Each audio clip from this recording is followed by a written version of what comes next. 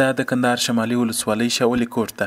دلته د زیات باران او سیلاب له امله باغونه، کرنیز ځمکې او کورونه ویجاړ شوي او اوسیدونکي د بیړنیو بشري مرستو غوښتنه لري.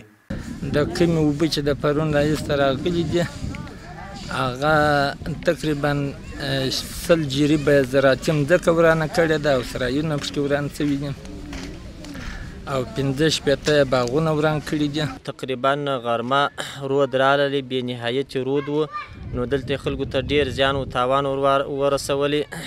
تقریبا خلکو په دا 4-5 کاله چې کوم دا وچکلي وې پایپونه وشي راوړه، دا پایپونه یې ټوله یوړه یا سره مات کړله، باغو ته رود ور واوښتلی. تقریبا نیمه باغونه د خلکو په دې مانده په خوله کې مثلا وستې وراچولې وې، دا وستې یې یوړلې، باغونه یې دغسې ورسره یوړله.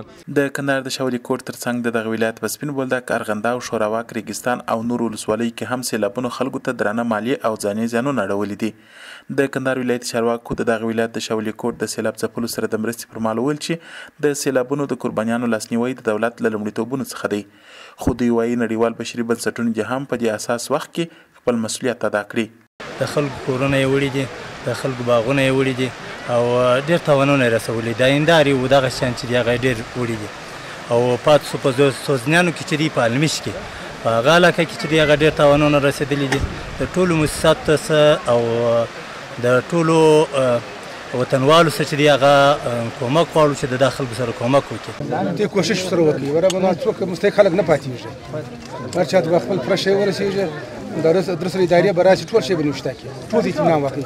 لاندې خلک کلبول خیر هر څوک شي، هر چا امارات ته انشاءالله د شیخ صاحب بخیر صاحب وختي دغه وکړي چې لاړ شي د خلکو سره کومک وکړي، پوښتنه پر وکړي. نو شیخ صاحب هغه څه وسي انشاءالله خامخا کوي، نور هم درسره کوي.